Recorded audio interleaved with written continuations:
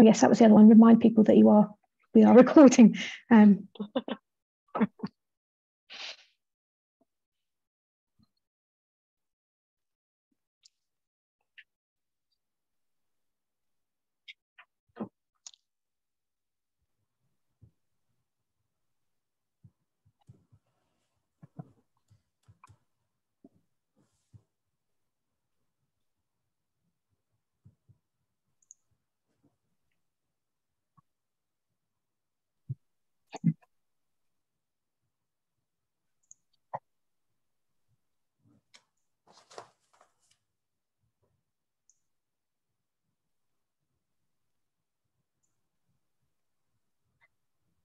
Laura, you better email me all your slides. I think you're already live, but yes, I'm gonna send the slide to you and Susie as well. Everybody's gonna get my slides. Well, I think we can start with the introduction, why people are coming in. So I'll take a few minutes for the introductions. So my name is Eduardo Masser, and I'm the Deputy Director of CEDU, the Center of Excellence in Development, Impact and Learning. It's a pleasure for me today to introduce the speakers and this talk. And the topic is on the impact of cash transfer interventions in a set of countries in sub-Saharan Africa. And interesting, the impact is analyzed using some new machine learning methods. And the speaker today is Sudhanshu Handa. He's a professor of public policy at the University of North Carolina, and is also a fellow of AIR, the American Institute for Research. And so Ashu will speak for about 25 minutes to present his paper. His paper is based on an evaluation study that is funded by the CEDU program.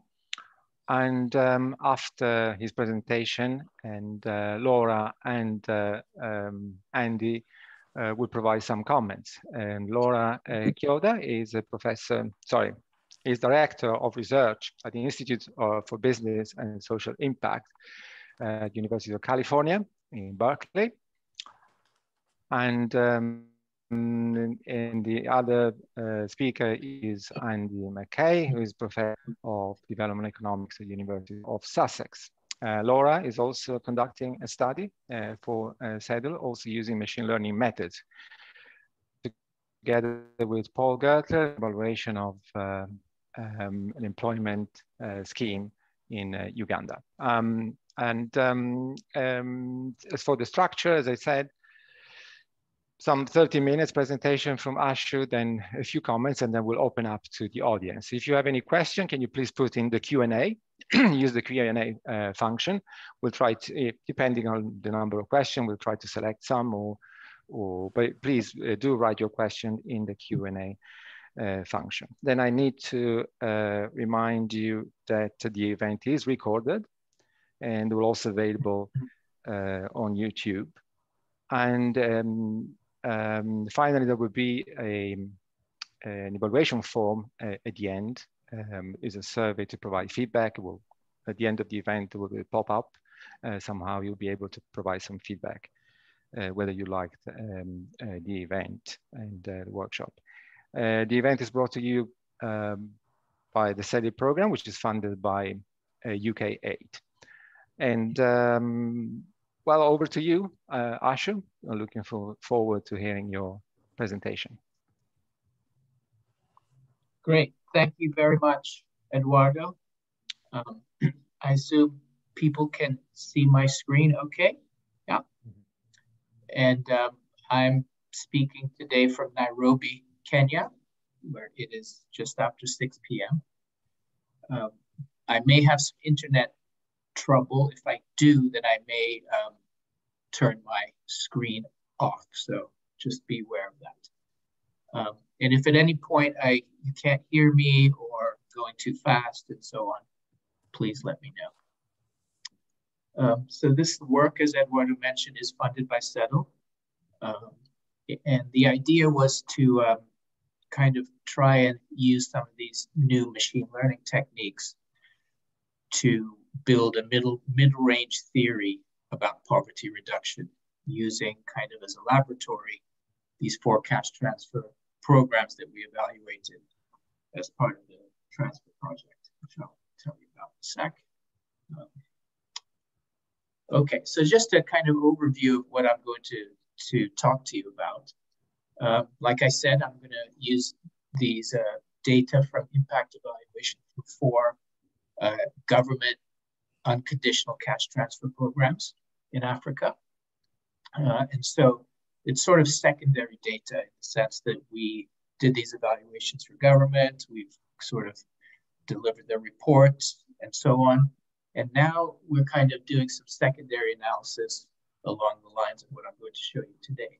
So we're going to use this causal tree approach by Athian and Benz. I'll explain what that is in a bit. And essentially, we're going to use that to try and uncover heterogeneous effects of this cash transfer program. And then we're going to look at those heterogeneous effects and see if there are any patterns and whether we can use kind of those patterns and effects to say something about, poverty reduction, sustained poverty reduction. Okay, so that's basically what's happening. I will say, I guess I should sort of preface this by saying that I am in no way an expert in machine learning. All right, I'm a consumer. The work on the technical work was really led by my co-author, Ji-Yuan Liu, who unfortunately is not here. He has a PhD in computer science. But just to say that probably I'm going to be limited in terms of the kind of any technical questions around the methodology, which is more Ji-Yuan's expertise, but certainly I can talk to you about the programs themselves. So, in terms of the motivation, right, these no strings attached cash transfers are quite interesting for a number of reasons, right? Because by being being unconditional, essentially households can use them as they see fit. In other words, they can use them to address their most pressing needs as they see them, all right? And so already, just by observing how households spend their money, that can tell us a little bit about, their preferences, their main constraints, what they value, and so on. However, on the other hand, in terms of from an impact evaluation point of view, it's actually quite challenging to measure the impact of an unconditional cash transfer because precisely because households can spend the money any way they want. Some could spend on schooling, some will spend on food, some on health, some on agriculture. And so you could get a situation where impacts are diffused across many different domains. And you may, possibly find no aggregate impacts because everyone is sort of doing their own thing, right? So that's something also to keep in mind.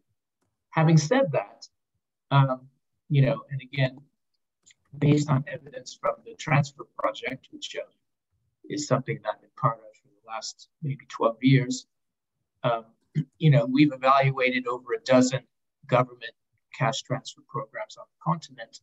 We do see some patterns in terms of average treatment effects, right? We clearly see effects across the board on food security, diet diversity, and food consumption. We do see impacts on the livelihood dimension of the household, right? Particularly livestock, crop production, purchase of inputs, and in some cases, non-farm enterprise. We do see consistent impacts across all these evaluations on school enrollment for older kids, increases in spending on curative care, right? We also see impacts on the kind of recipients themselves in terms of subjective well-being, and so on. Now, these are average effects, average treatment effects, right? And, all these households in these government programs are ultra poor, but, they clearly differ in terms of their initial conditions and, of course, in their capacities and their aspirations and the environment that they live in, right? And so the question then is, do these features generate, heterogeneous treatment effects?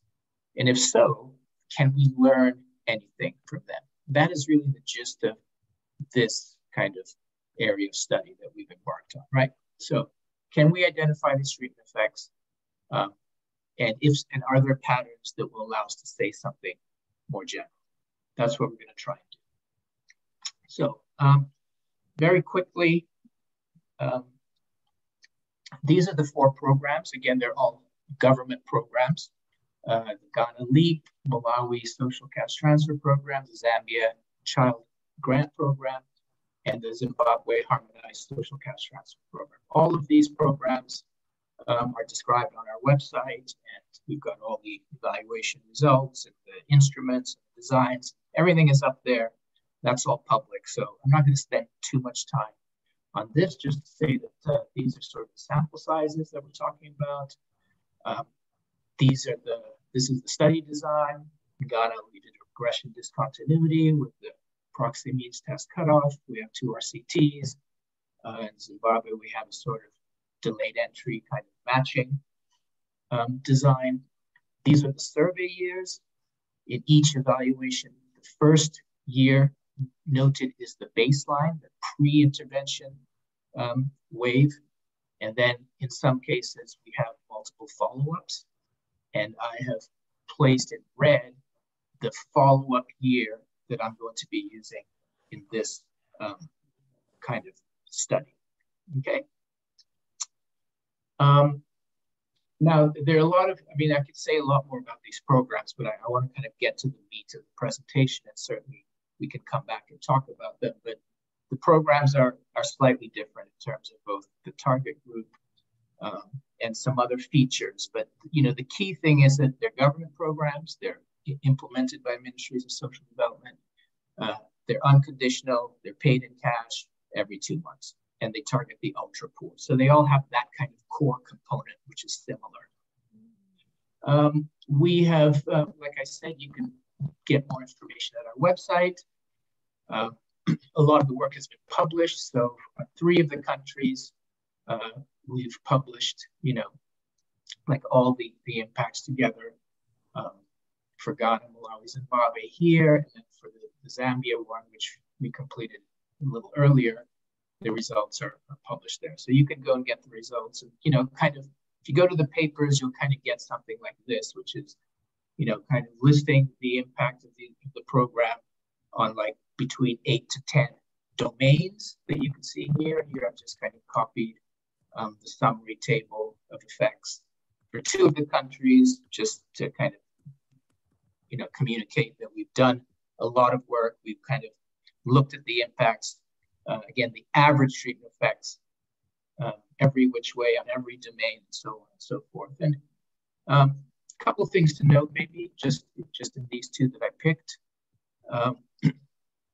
Malawi was a very well implemented program. Payments were made on time. The value of the transfer was pretty good. In contrast to Zambia, in Zimbabwe, the payments there were a lot of missed payments, kind of double and triple payments during the study period. So there's some inconsistencies in payment. Zimbabwe itself was going through a lot of stuff in the economy at that time. So you can kind of see a little bit that the impacts, in Malawi, like all these kind of point estimates and confidence intervals are way over here to the right, farther away from 0, whereas in Zimbabwe, they're kind of closer to 0. And in cases like consumption, it doesn't even cross, the confidence interval crosses 0. And so, again, there are some patterns in the effects which have to do with the features of the economy and the programs. Okay, moving along.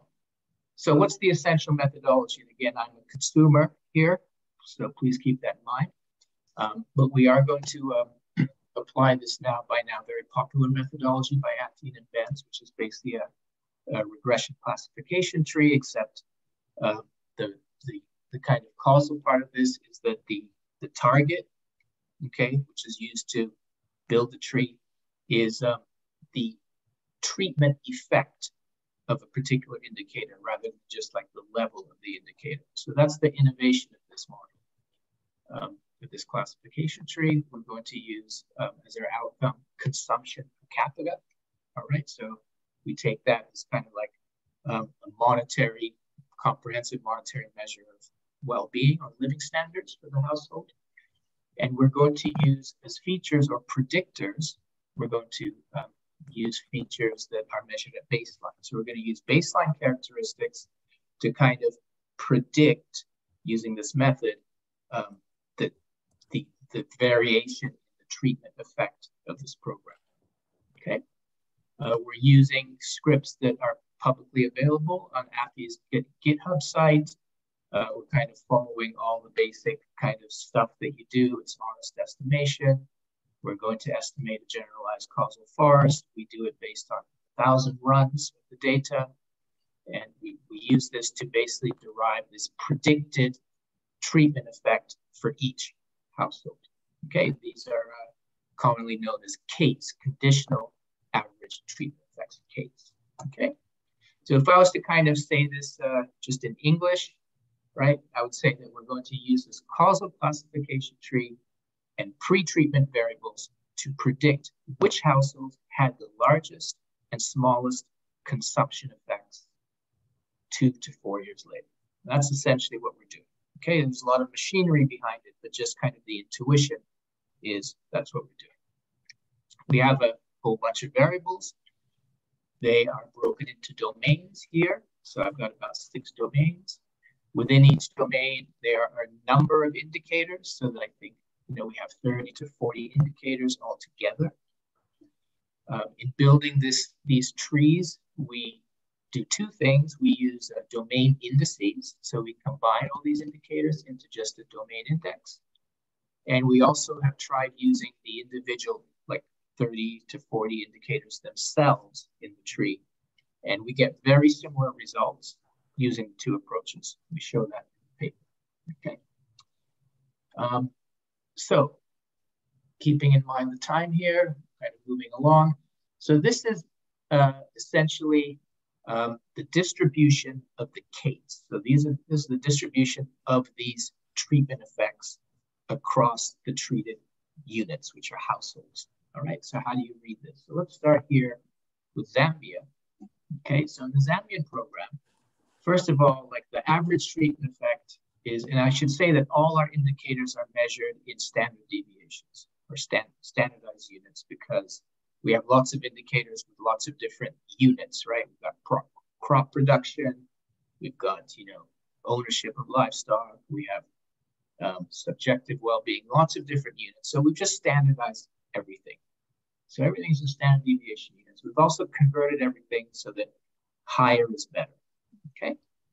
So what is this saying in Zambia? It's saying that, well, the average treatment effect on consumption was about 0.45 standard deviations, which is a really nice treatment effect, right? Anything above 0.2, 0.3 is really nice. But as you can see, this treatment, there's a lot of variation in terms of the individual households, right? I mean, you have some households for whom the treatment effect is way up here. These are the high flyers, 0.6, 0.7. And you have folks who are way down here, the low flyers, for whom there's a very low treatment effect, okay? So this is the variation that we're trying to exploit, okay? Malawi as well, now you can see that, again, nice, solid average treatment effect, about 0.32 standard deviations, very good. And again, lots of variation. Moving to Ghana and Zimbabwe, both these countries had some implementation challenges during the study period. In Ghana, the transfer value was quite low. In Zimbabwe, as I mentioned, payments were not made consistently. And you can see that actually that sort of shows up a little bit. In Ghana, the average treatment effect on consumption is less than 0.1, right? In Zimbabwe, it's almost 0. We saw that in the previous slide. But again, there are some households who did really well, who realized large gains in consumption, the same in Zimbabwe. And there are also some low flyers, right? So this is the variation that we're trying to exploit. So, first question. So this fancy machinery, it's predicting that, these types of households will have high gains in consumption. These will have low gains. Is this just mimicking their pre-treatment situation, right? So that was the kind of first question we asked ourselves. And so what we've done here is we have kind of mapped, the baseline consumption, again, everything is in SD units, with the predicted treatment effect, right? And we're trying to figure out, well, is it just that the folks who started high have a higher predicted treatment effect? And the answer is no. You can see that, actually these high flyers, people with high Ks, I mean, they are distributed all across the pre-treatment consumption distribution. We have people with very low consumption who end up with high treatment effects. We have people with very high consumption who also end up with high treatment effects, and vice versa. In Malawi, there does seem to be some slope, some slight positive slope to this, indicating that maybe there's some small relationship between like your baseline consumption and where you end up. But again, there's so many households who realize really, high treatment effects, and they are distributed all across the pre kind of, treatment consumption distribution. So we kind of like this because we thought, okay, something is going on. This heavy machinery is like identifying something that is not obvious to us. So let's keep going and see what we find. So our first thing is what we decided to do is we decided, okay, we're going to define as high flyers those households whose treatment, whose CATE, whose conditional average treatment effect, is in the top the top 10 percentile, right? So the 90th and above. So the top 10, and then we're going to define the low flyers as those whose conditional average treatment effect is in the bottom 10th, like the bottom decile, basically, right? So these are the low flyers, these are the high flyers. The same in the other 4 countries. So in Malawi, for example, again, we're going to define these as high flyers and these as low flyers. Now, we did look at some cumulative density curves, and we found that this is exactly where the curves seem to really like shoot up at the 10th percentile and flatten out at the 90th. But we can discuss this a bit more. And this is admittedly a little arbitrary, okay? And I don't know if there's a more rigorous way of kind of breaking, this up into higher flyers. So let's take a look at these high flyers. So a lot going on here, but let's think about what we're trying to do. We're asking ourselves, these high flyers, right? Is there something special about them? Like, who are they? And do we see a pattern in terms of who they are across these 4 countries? Okay. And so I'm going to just, before I take you through the graphs, here's the main result. The main result is that these high flyers have smaller households. They have fewer children. And they, at baseline, they have sort of lower productive outcomes. Okay? So it's sort of like a combination of negative and positive, right? Positive in the sense that kind of small, nimble households, fewer kids, right? So more, maybe able-bodied people, but lower kind of productive outcomes for some reason. I don't know why. And that seems to be the pattern. So let's take a look just to illustrate. Let's take a look at Zambia here. So again, I've broken down these into the low flyers, the bottom 10%, the high flyers, the top 10%. And look at household size, which is the red one. And again, everything in the standard deviation. So you can see that the low flyers have, large household size, well above 0, whereas, the high flyers have smaller household size, so the SD is below 0, right? So these are very small. And if you look at kids, which is this blue one, you can see, again, amongst the high flyers, no kids or very few kids, and among the low flyers, they have kids that are like, above average. So that's that. Let's look at these baseline productive domains. Again, cutting it by low flyer and high flyer. Let's take livestock. the low flyers have much more livestock than the eventual high flyers. You can look at the mean of the productive assets, you know, the hoes, the sickle, the pangas, and so on. And again, you can see that the low flyers have more of these than the eventual high flyers, right? So interesting, okay? Would I have predicted that based on some theory? I don't know, you can decide. And then we have, you know, we have these contextual variables. So it's rainfall, land cover, right?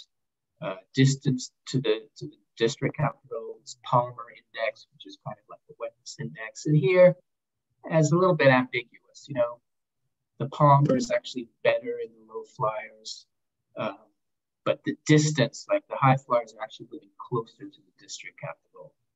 This is a little bit messier for us. In Malawi, same thing. Interesting, huh? So again, smaller household size. So here the household size is gold. You can see smaller household size and fewer kids amongst the high flyers. And then if I go to the productive side, I see that livestock, fewer livestock holdings amongst these eventual high flyers, less, you know, productive assets, and like this income and revenue domain is also much lower. So, okay, interesting. Definitely a pattern. The other thing to look out for is debt.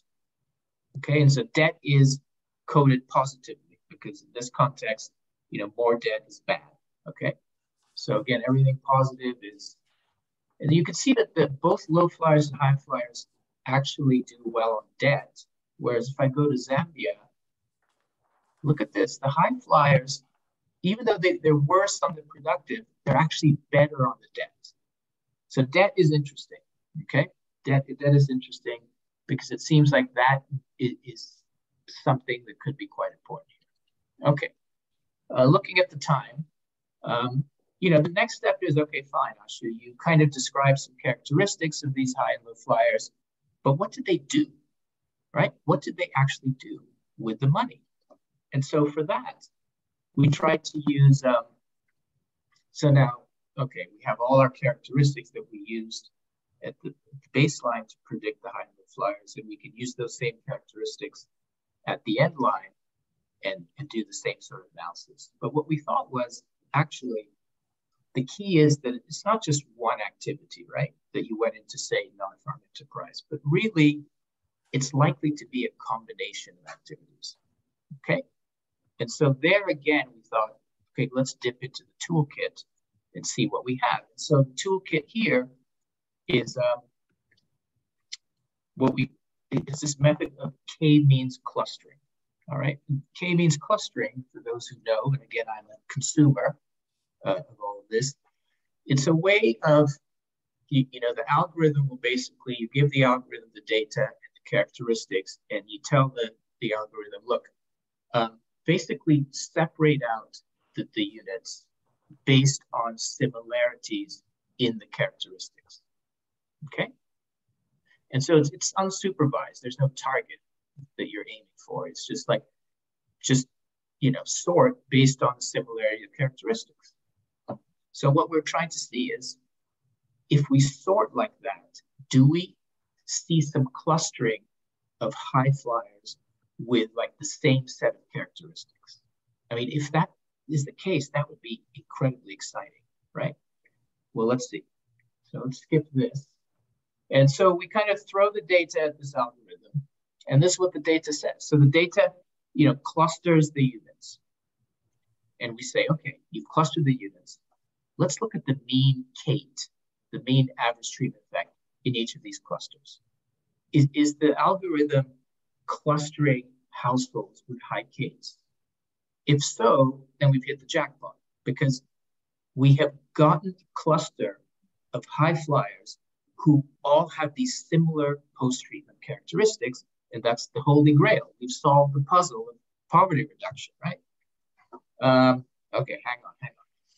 So here's Zambia. So again, we you know, again, they're kind of, They're technical kind of procedures you go through to figure out the ideal number of clusters and so on. We've done all that. I'm not going to focus on that. But look at Zambia. We've got these 10 clusters. This is the mean Kate, the average treatment effect. You can see that, interesting. We do have some clusters where the high flyers are concentrated, like cluster 1 and cluster 2. Meanwhile, we also have a few clusters that are concentrated with low flyers. So what is this saying in English? It's saying that, so these households here have similar post-treatment characteristics, behaviors, and they're all high flyers. So we're getting excited now. This is the big seed. This is, this is the secret sauce. Look at Malawi. Notice the scale in Malawi. It's a little smaller. Very little difference here in the case. So in Malawi, I'm less excited. Like, it doesn't seem like this K-means algorithm is kind of identifying clusters of high flyers who have similar kind of characteristics, post-treatment behaviors. Okay, so a little disappointed in Malawi, excited about Zambia, keeping track of time. This is Zimbabwe and Ghana. Let's keep going. So what's going on? So let's look at Zambia. All right. So again, I've got these high flying clusters, clusters 1 and 2, and I've got these 3 clusters, 7, 8, and 3 of low flyers. Let me look at their post-treatment, behaviors. So here we go. So in Zambia, here are these these are the units who are concentrated in those low K clusters. Now let's see, what were they doing? What did they do with the cash? Well, we don't have baseline non-farm enterprise, but you can see that they didn't go into non-farm enterprise. So they didn't use the cash for non-farm enterprise. They sort of did poorly on the finance of debt. You see, they go from baseline black to follow up green. Their assets stayed the same. Their income and revenue, mostly crop production, kind of went down a bit, and the livestock stayed the same. They didn't do much. Look over here at the high flyers, the high K clusters. They really went all in on non-farm enterprise. Their finance and debt, went way up, mostly because they saved more and they reduced their debt. Income and revenue, they went from a negative to a positive. So they really flipped this, mostly through crop production and crop sales, right? Livestock, you look at this and you go, okay, it looks like non-farm enterprise and cash cropping were what they did here. And they didn't have any debt to begin with. Remember, I showed you that? And so they were able to save and probably, do some investment. Fine. I think given the time, I'm kind of running out of time here, Eduardo. What should I do next? Let's see. Let me think about this. I have a lot of stuff. Maybe I should go ahead and show you the Malawi analog to that graph, because remember in Malawi, that K-means clustering approach did not seem to cluster high and low flying households together, right? And so when I repeat the analysis that I just showed you for Zambia using the Malawi data, and I pick like the one cluster with the highest Kate and one cluster with the lowest Kate, I don't see any pattern. Like, here are the Malawi high flyers. There's no pattern. Like, they actually had positive non-farm enterprise and they went down. This goes down, like the green goes down.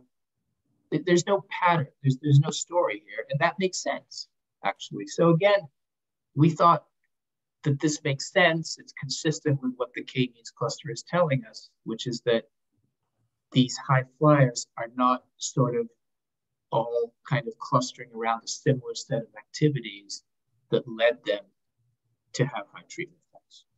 Fine. Ashu, you have 5 minutes, please. Yeah, let me take stock, okay? If I can. So, what did we find so far? The high flyers have somewhat unique profile at baseline, right? I mentioned smaller households, fewer kids, heads with more schooling. They had lower productive outcomes at baseline. But remember that their debt situation was good, okay? Which I didn't put here, but I should. Remember the baseline consumption did not predict high flyers. So there's something going on. It's not just households who are already doing well, doing even better, okay? When we move to what they did, right, with the cash, we see that they really boosted their productive, they really flipped their productive outcomes for Zambia, right? More non-farm enterprise, more revenue from crop sales, debt reduction, increase in savings, okay? Their debt position already was pretty good.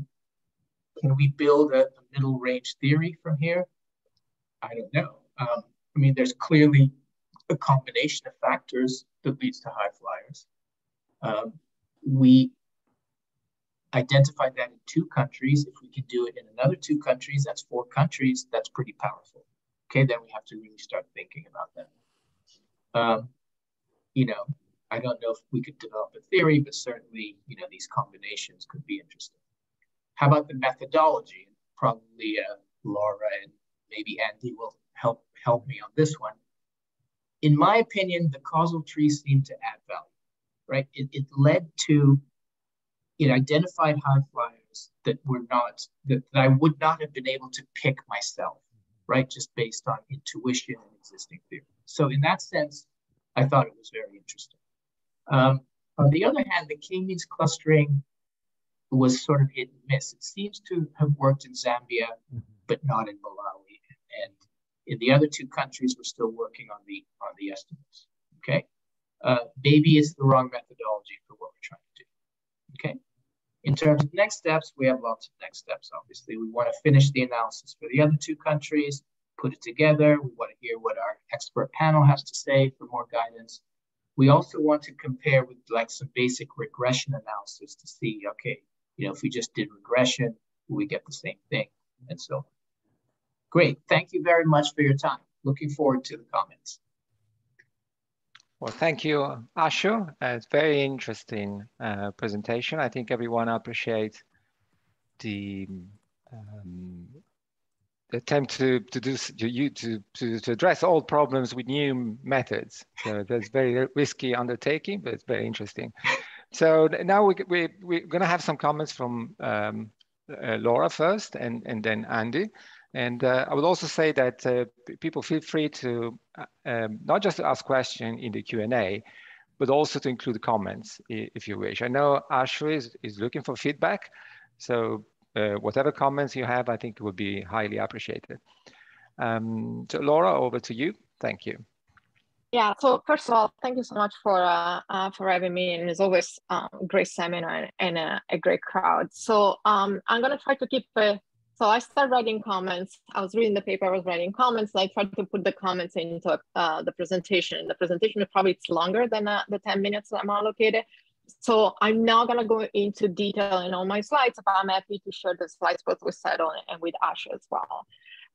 So first of all, clearly I don't have to state this, but this is my kind of summary, 1-page summary of the results of the intent of the paper. And this is very much a very important question. So very often we understand that, cash and Give Directly and many other organizations tend to power this notion that assistance via cash is clearly seems to be superior, in part because we allow choice to the household. What they do with this household, can this household then eventually graduate from poverty, are all clearly something very pressing, not just from research design, but also from a policy point of view. In my previous life, I used to work a lot in Latin America, where the idea of graduation from conditional assistance to unconditional assistance used to be also fairly prominent. I think if we take and I think in light also the presentation, I didn't know what Ashu was presenting, but I think this is right. But the point is, like, the core kind of development of the paper is very much understanding, are there systematic difference between high flyer and low flyers? And we use machine learning and new causal random forest to actually identify this case. So this is where, I don't know if it's unfair or not, but this literature, it's evolving, it's constantly in evolution. And unfortunately, some of the difficulty don't happen necessarily when we estimate these pretty pictures, but when we actually, what to do next, how to interpret this graph. So this distribution of Kates, as Asher's indicated, we have also in our paper, as Eduardo mentioned at the beginning, we look at the impact along many different dimensions of a youth training program in Uganda. And you're tempted to, and these are supposed to be conditional average treatment effect, and you interpret this histogram like a dispersion. And so there is heterogeneity. However, because we are using machine learning, the fact that we have this distribution, or the fact that we have an absence of distribution, doesn't tell us anything whether there is heterogeneity or not. And so a little bit more work has to be done, especially with comparing high flyer versus low flyer, to very much understanding whether the difference that we observe along many dimensions, whether it's baseline characteristics or other characteristics, are actually true heterogeneity or is just noise. Why machine learning can produce this graph and potentially lead to noise is because there could be overfitting, because there may be a small sample size.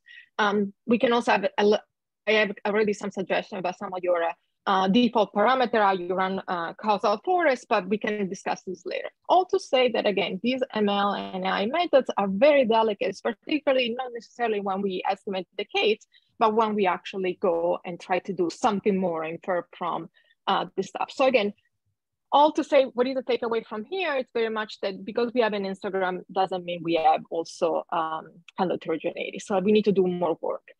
One of the key conditions in order to be able to compare high flyer and low flyer, and I think you're also using quantiles or quartiles in your case, it's very much the idea, are the Kates for the quartile actually monotonic? So this is a case, again, where we have a nice histogram, you think there is heterogeneity, you look at the quartile and they're not monotonic. This is telling us that actually we are not power enough in our data, there is not enough power to actually identify heterogeneity. And so this histogram is actually consistent with noise rather than with heterogeneity. Meaning that, again, in this case, we are underpowered to actually detect heterogeneity. However, again, here we have also, as a different outcome, in this case, is any enrollment and any kind of attendance in tertiary. This, we have also another histogram. We actually have both a left and right tail to the left and to the right, but actually we have a very nice monotonic relationship. And this has to do with this notion of honesty. For those that are not technical, let me try to translate this. Honesty means that if I need to estimate the case for myself, I cannot be in the training sample. So I cannot be among the data set that I'm using to then kind of train the model to predict my conditional average treatment effect. When you compare people at different points of the distribution or different quantiles, that means not only you can use my observation, but also that of somebody in a different quantile. So in this case, you could not use the top 10% in the top 20% or the bottom 20% observation. Those observations cannot be used simultaneously. And so this is all to do with the delicacy of very much, and it's nothing to do with the estimate of the histogram, but what you need to do to correctly compare heterogeneity and extract kind of measure of heterogeneity. There is also something a little bit more delicate that is a calibration test, but we can discuss this offline. There is less of a nice representation. This said, even if we, suppose I take face value that I think there is a lot more policy and messages that should come out from the existing set of results, and I don't think are fully kind of captured, even at least in the version of the paper that I got. So forgive me if I had an older version and some of this stuff is already there. So for instance, there are two dimensions, and I know that some of these elements are already in previous paper, but there are two dimensions that I think are important also to understand difference of impact across different contexts. One are clearly a little bit more detail on the future of the cash transfer. I'm going to give an example, the type of population, the duration, and the amount of cash transfer, because some of the variation you can see across countries actually seems to potentially be driven by some of these details. And I'm going to give an example of this. Another one, even taking it with it is when you compare a flyer, top flyer and low flyer, high flyer and low flyer in just in terms of baseline characteristics, there is already actually very important message. So I'm actually puzzled by your consumption from your conclusion. You say consumption spending a baseline is not predictive. In all your kind of, when you compare just OLS between the different baseline characteristics between high flyer and low flyer, that exactly is the method that is recommended after you establish there is heterogeneity. Consistently, you see that actually those that at baseline were doing better in terms of per capita consumption do better. And so this is just simply telling us that, you know, households with higher consumption are a complementary factor, and they're more likely to exhibit a higher impact in terms of consumption. We don't know in terms of other dimensional characteristics. This is where then we need to challenge the policymakers what we want, around the implication for policy, but there are also other significant results. So also living in less agriculture and rural areas seems to also benefit the most. So this is these are tables are not the previous table. I just inserted in the presentation, but I wanted to drive the point. For now, I'm focusing only on Zambia and Malawi. And for those that care about color coding, the green one are complementary factor. That means that essentially they're positively correlated, if you want, with Kate, or what kind of significance of the high flyer. The gray one are elements we don't comment on. They're not statistically significant. Instead, the Y factor are instead substitute, are essentially where you see the cash transfer to actually complement initial deficiency. And so that's why I'm kind of taking some of these messages and say, listen, per capita consumption, at least in Zambia and Malawi, is actually positively correlated. People in the high flyer actually tend to do much better post-treatment. Similarly, you have this inconsistency between productive assets and livestock. And then we have, again, this also positive complementarity with the rainfall. So I actually, again, these are some of the messages, and then there was a household size. Again, I didn't comment here just because in one case it's significant, the other one is significant. But let's focus a little bit on Zambia and Malawi and look at these almost inconsistent results between, if you want, complementarity and substitute. So for Zambia, you see that essentially productive assets are complement. That means the higher my productive assets, the higher my livestock index at baseline, the better I'm going to do after the program, where instead in Malawi it seems to be actually a complement. So it seems to kind of compensate for kind of initial deficiency for those that have less livestock and less productive assets. Sorry, this one. So this is my summary table. And he said, for instance, what we know about Zambia, what we know about Malawi, I hope I got this right. But Zambia, we know the population are actually much younger. And so this is where potentially the additional injection of cash is making this additional, essentially the impact in terms of higher consumption by potentially be complement for these households are early stages of economic life. And so there are some factors that makes cash complementary. And so they may lead to additional investment in productive access and they're more related to consumption. Why we don't see this correlation between the initial assets and kind of consumption for Malawi? This we're dealing with households that are much older, so at the later stage of their economic life cycle. Also, I think it was like over 70% were actually female-head household.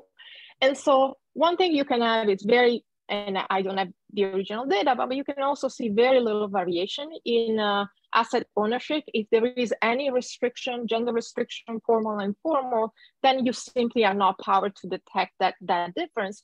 But even more importantly, you actually see something very interesting here. Here it's where you actually have households that cannot really draw consumption and potentially do better in terms of consumption because they clearly are poor in terms of assets seems to actually benefiting more from the cash transfer.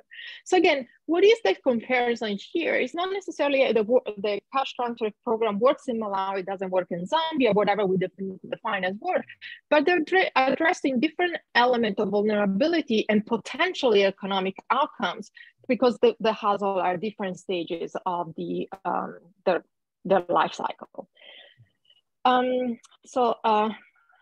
And then this is a little bit of a word of caution. This applies both when we saw the analysis that look at just a correlation between case and individual outcome. Doesn't not necessarily mean that absence of this correlation actually implies absence of the relationship.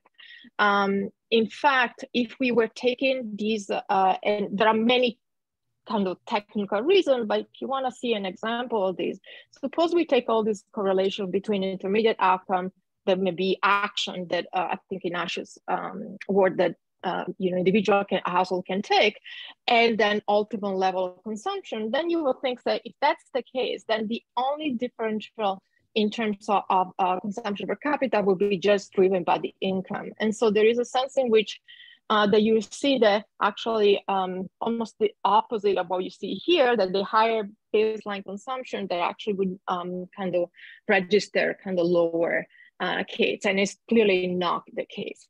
All to say that I think this is also a little bit the problem that also take place when you do the K-mean test. It's when we try to relate case to post-treatment level that becomes problematic.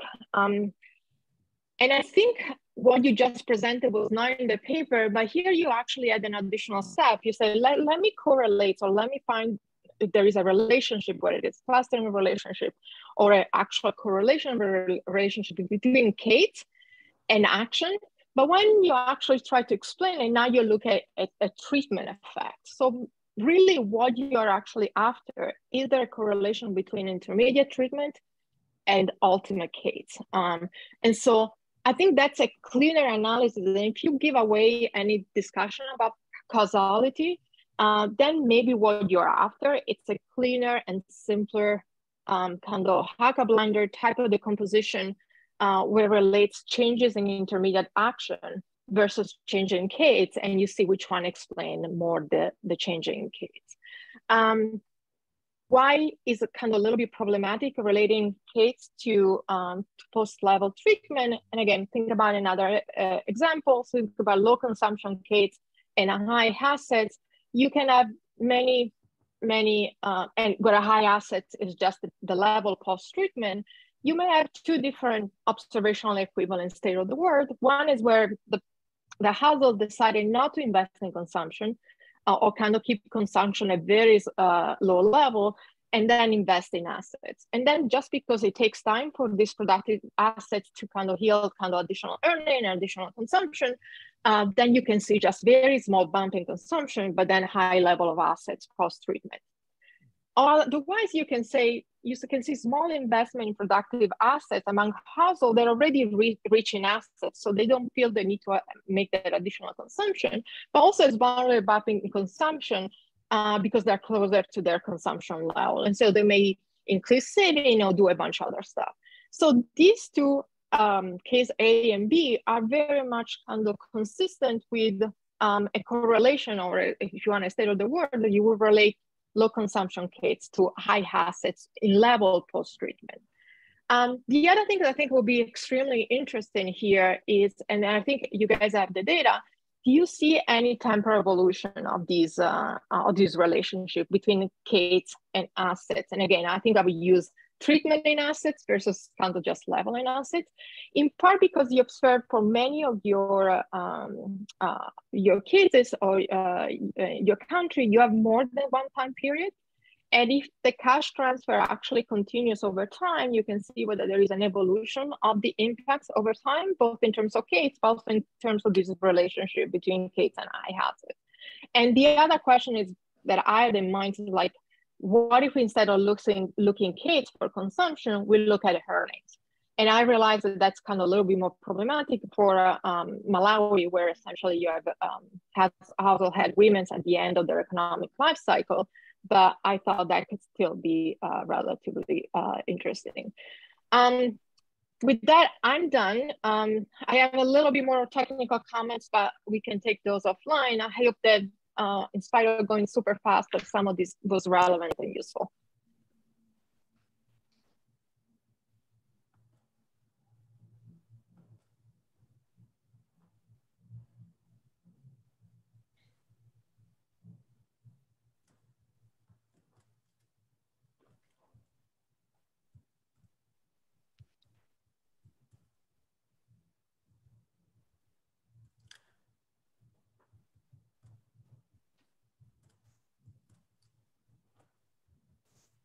Okay, so thank you very much for the presentation. Thank you for the invite to SEDIL seminar. It's the first time I've been at the SEDIL seminar, but thank you for inviting me. I have much fewer comments than the excellent comments that Laura's just given you, but I will give you what comments I have. I'm much less expert in this area, but let me give you my thoughts based on reading the paper. Maybe I probably needed to read the paper more carefully to have more comments and so on, but this is what I will say at the moment. So of course, as you said at the beginning, lots of people have lots of initiatives or lots of activities that claim to be very effective in reducing poverty, extreme poverty or ultra poverty, and a lot of them are unproven, insufficiently tested, or just not supported. And here you're looking at the effectiveness of unconditional cash transfers in reducing extreme poverty in 4 African countries. We know that unconditional cash transfers are widely conducted in Africa now, using a very innovative machine learning approach, something I am not knowledgeable about, so I don't have technical comments for you on that. And you want to understand why unconditional cash transfers can be effective for some and less effective for others. Now, I think that's true at the country level, that they're more effective in some countries than others that you look at, but also within the countries, they're more effective for some people than for others, and we want to understand why.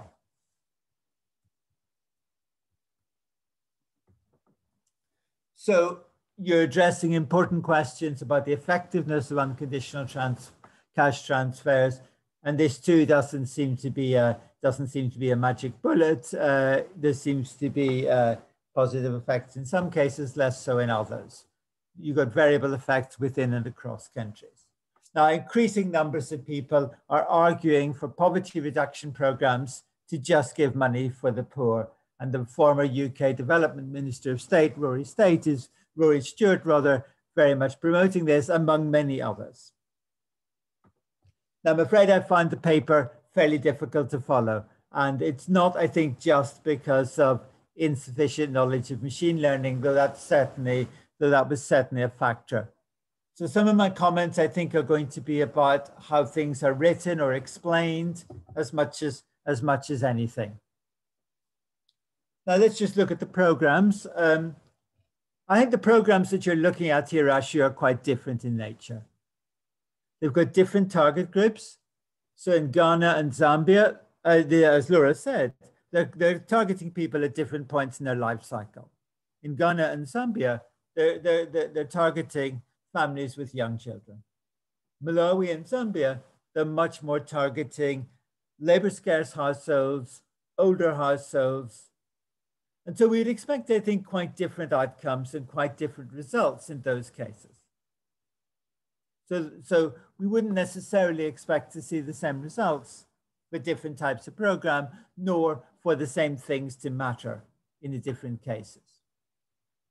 There's also differences in the scale of the programs. Malawi and Zambia are giving relatively large transfers. Ghana and Zimbabwe are giving relatively small transfers. Now, often your results show that you're getting bigger effects in Malawi and Zambia, and probably that's explained quite a lot by the bigger amounts of the transfers.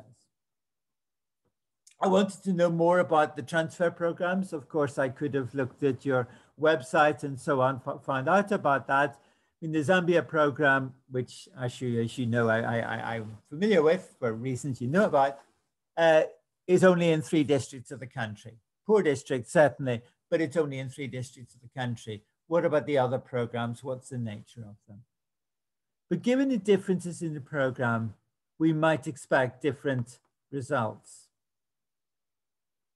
Now, also, given the focus on extreme poverty, I wanted to just be confident that the programs really are targeting the ultra poor. You've talked about the different targeting methods and so on. How effective was the targeting?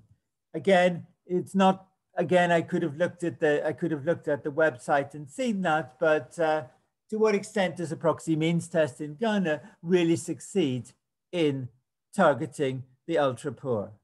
Again, in Zimbabwe, it wasn't quite clear how the targeting program was necessarily reaching the ultra poor. So given your focus is on looking at impacts on the ultra poor, it would be good to establish that the samples here really are the ultra poor in the countries. Now, I'm assuming this is, I mean, it wasn't very clear also about the data. I'm assuming this is a panel data set where the same people have been surveyed at different times, at different points in time. Now, in the first paragraph of section 3, you talk about a naive approach looking at the level of consumption, but surely what you would want to do is compare the changes in consumption, not levels. Now, you sort of say that in the paper, but looking at the changes in consumption seems much more relevant. Now, I agree that doesn't adequately deal with the counterfactual, but I think it would be a useful starting point just to see. So assuming that we do have the same people in the different waves, just being able to look at changes in consumption, I think would be an interesting starting point. And then I wasn't able to follow clearly enough how you identify the treatment effects on consumption. And so I think for lesser mortals like myself, I think you need to be able to explain that more clearly. So we're looking at treatment effects on consumption. We're looking presumably at increases in consumption. But I think that needed to be explained more clearly for lesser mortals such as myself, but also for policy purposes and for reaching a wider audience. And then why just consumption? What about other welfare measures? There seem to be, for example, quite big effects of these programs on food security. What about assets as an outcome measure? You're looking at assets as a sort of explanatory factor. What about that and other things as welfare measures in their own right? And then some points of clarification in the paper. I didn't really understand what the Z scores were computed relative to. The second point there is something you talked about in the presentation. You say in the paper about averaging the Z scores over different indicators in the domain. And I would have thought it was more interesting to look at them separately, but you say you've done both. Are you explaining more clearly what is plotted in figure 1 in particular, which is clearly very important? But what figure 1 does show is the interesting range in the values of Kate between the countries. And what that seems to show is where the transfers are bigger, you're getting bigger effects. Where the transfers are quite small, you're getting very little effect. Then you identify high and low flyers in relative terms, in terms of the top quartile and the bottom quartile. Now, the top quartile in Zambia is quite different from the top quartile in, say, Zimbabwe. Could you also identify high and low flyers in absolute terms, rather, and therefore be more comparable across the countries? I'm not saying not to do the relative, but would it be possible to look at this also in absolute terms? Briefly, some comments on the results. The cluster analysis is interesting. Why you don't get results in 2 countries, but do in Zambia and Zimbabwe is an interesting question in its own right. I wanted to see more information about the consumption changes in the different clusters and how big are the different changes in consumption. between the different clusters you identify. Now, a number of the results you get out of this seem relatively intuitive, dead, younger household heads, but some of them are less obvious. Some of them are less obvious. In Zambia, you have bigger changes to explain, and I think the results seem to be more intuitive. It seems non-agriculture seems to matter quite a lot, but then also crop sales. But then you find level of production seems not to matter. Livestock may not be important. Livestock seems not to be important. Now, you chose one follow-up survey in each country. You had others available. To what extent are the patterns of high flyers and low flyers different if you look at different surveys?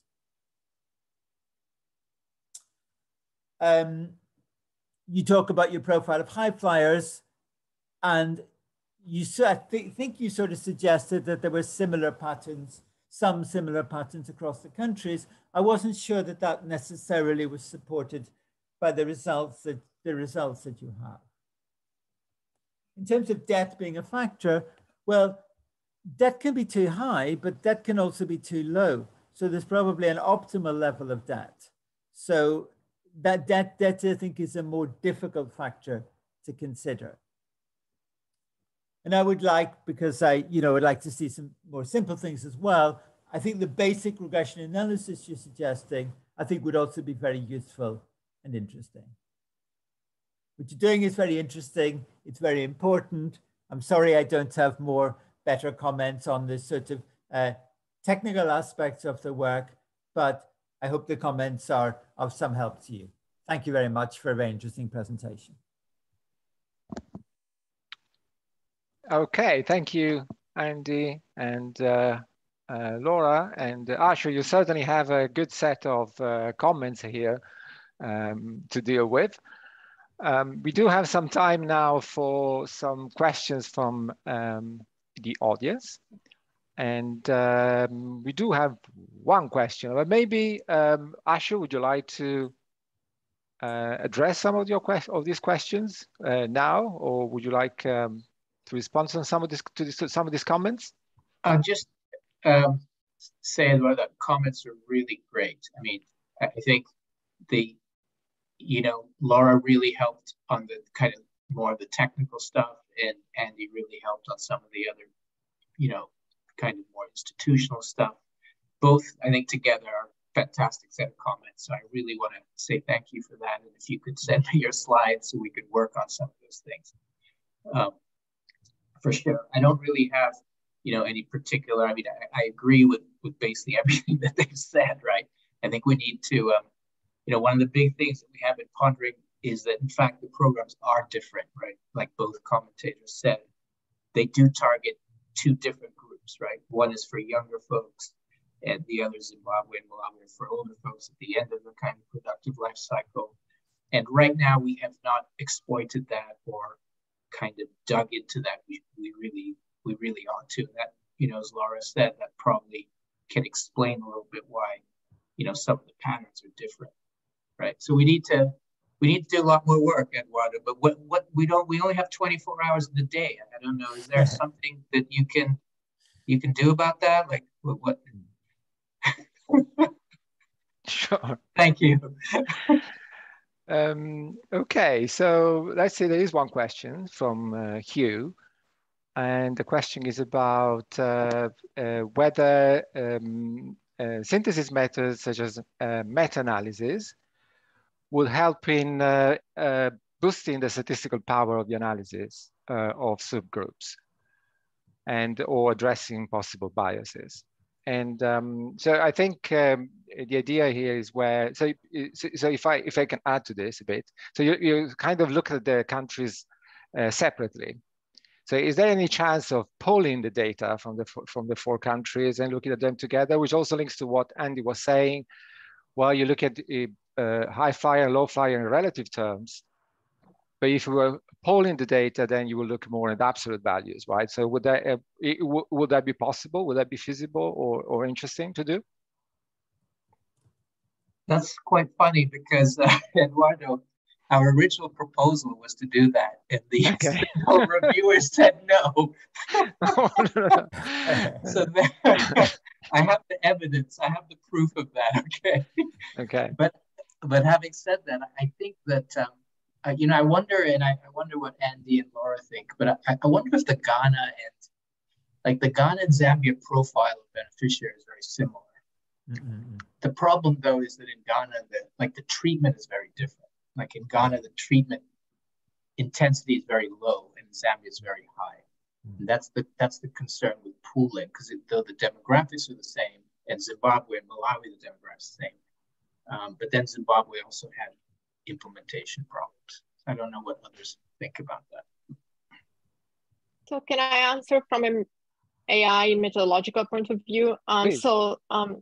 There is a sense in which the meta-analysis, they look at the average of the average. So it's almost looking at the average treatment effect, you pulling across population, what you actually can boost their power that way.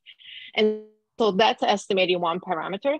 What machine learning and what the idea that is behind this kind of causal forest or random forest is very much a different approach. This says instead, I want to actually estimate average treatment effect for each individual. And again, then you kind of regroup it. But the point is, I want to estimate average treatment effect for each individual in the population with these characteristics.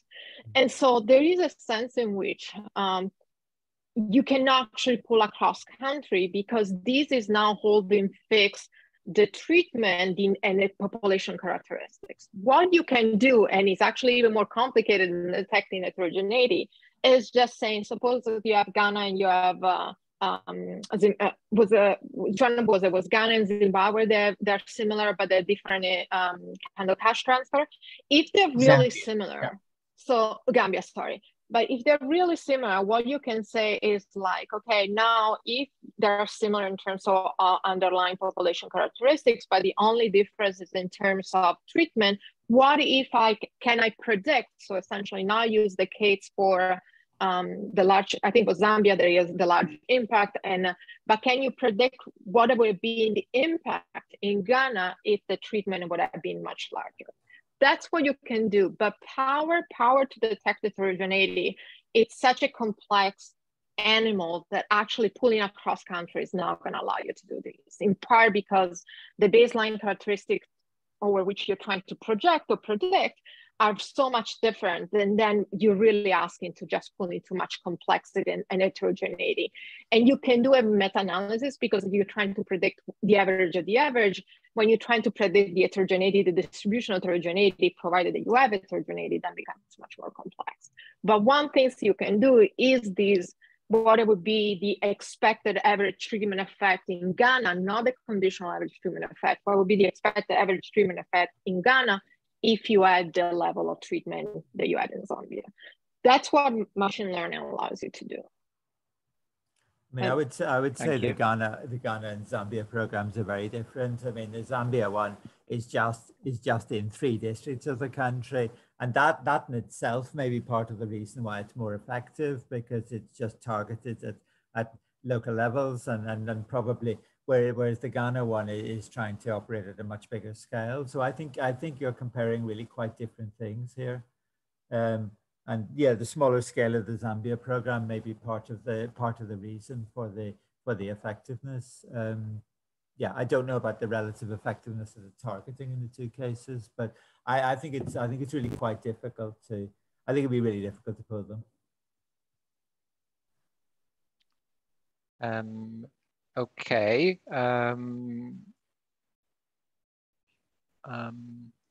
I actually.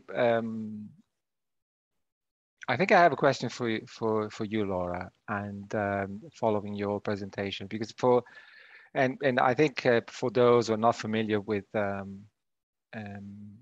causal random forest, and because at some point you said when you were showing the charts of the distribution of Kates, and I think you said that these were not really representing heterogeneity of impact.